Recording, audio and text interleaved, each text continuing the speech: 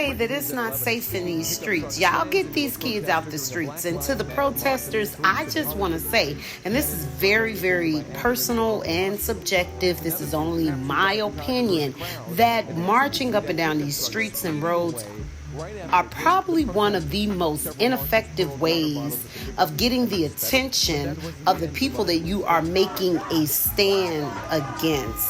I suggest that you guys boycott, okay? I suggest that you hit these people where it hurt. If you've not seen that these people have no empathy, they have no sympathy, they don't care, they're not concerned with you marching up and down these roads. So I suggest that you guys keep your money in your pocket for a weekend or two and see the response you'll get. Stay out of these big warehouses such as Walmart and Costco's and leave these big brands alone and see what response you get. I send my love and my support with everyone, but you guys be safe in these streets because these people do not care. I mean, they are running people over. Very unhuman-like, very unconcerned. You guys be careful. Ryan, do you remember this? No, this is the first time I ever been. I didn't even, because I look at the maps and stuff and I was like, didn't seem like there's anywhere I could have fallen, but like, yeah, that was it. That's crazy. Ryan Knight was paralyzed at a Black Lives Matter protest last summer in Tulsa. A new law in his state could make protesting a lot more dangerous. So I felt like right around here, huh? You feel like right? Damn. The group had been marching through town with a police escort. The police claimed demonstrators veered off the designated route and onto the highway. Yeah, actually, we came up that street, didn't we? We had to. Yeah, I don't remember anything. That's crazy. Videos taken at the protest last year show a chaotic scene. This angle shows some protesters were trying to let the car through before some started attacking it.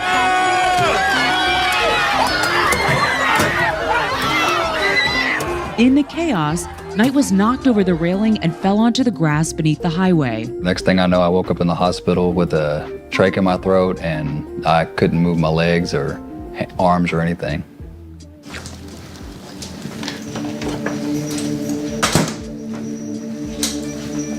Sit. Good girl. It's okay. Come here. Oklahoma is one of 11 states offering immunity to drivers who hit protesters with their car.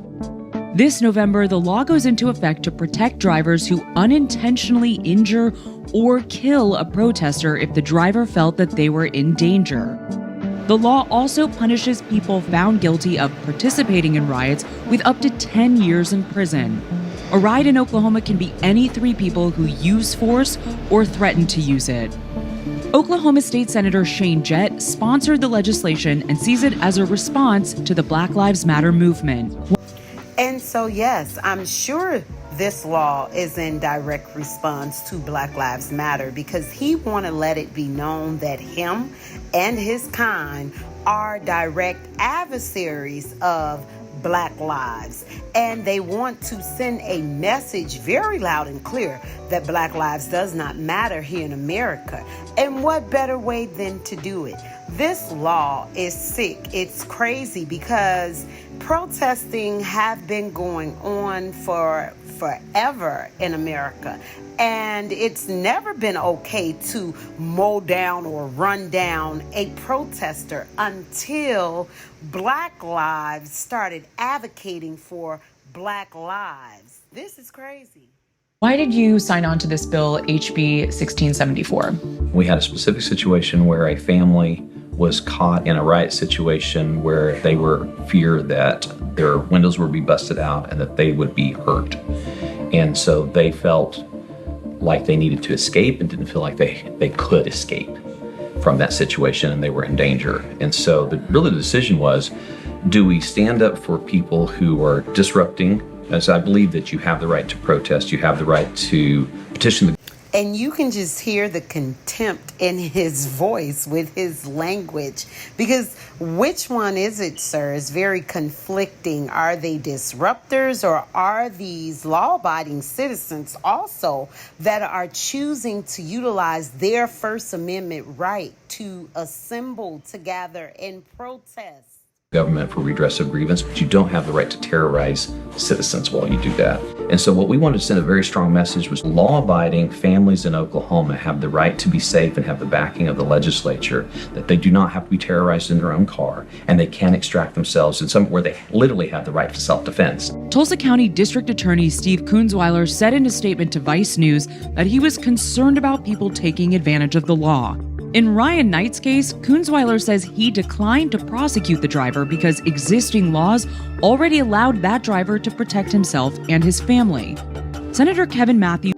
So there are laws that are already put in place for drivers to protect them, and they're adding laws to further protect them so they will have immunity if they hurt or mangle or even murder someone on the street exercising their amendment rights. This America is gone crazy. Agrees the new law isn't necessary. We already have laws that say people shouldn't hurt or harm you, shouldn't hurt or harm your property.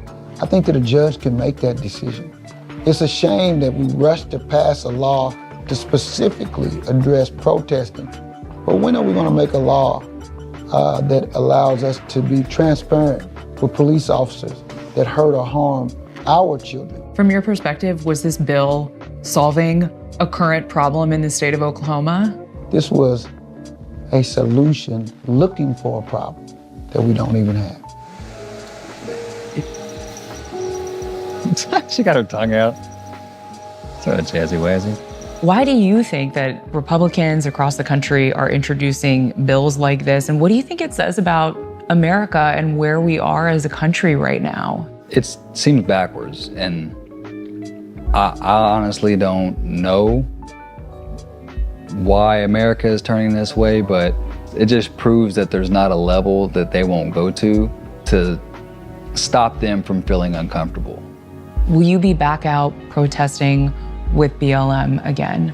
Yeah, absolutely. I mean, I think that's their tactic. You know, they want to scare people to not show up, but you got to show up, you know. I mean, that's what I got to do every day anyway, just wake up and show up, you know. I didn't do that for a while. You know, I do it some days, I don't do it other days, but, you know, at the end of the day, you know, we're not dead.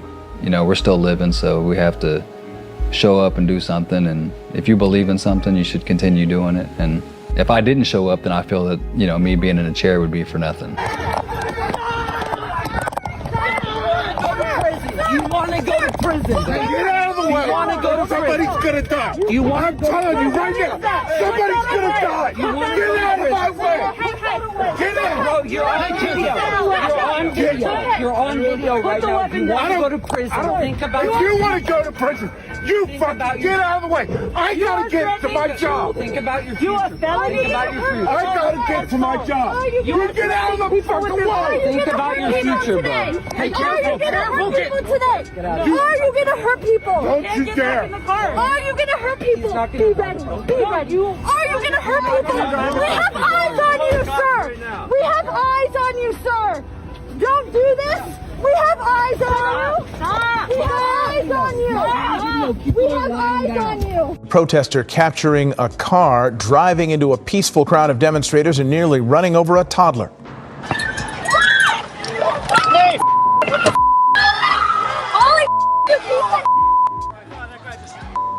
The man who recorded the video happened to be live streaming the entire march on Twitter when that car plowed through the crowd. Just minutes after the incident, police arrested the driver, Newport Beach resident Don Wallace.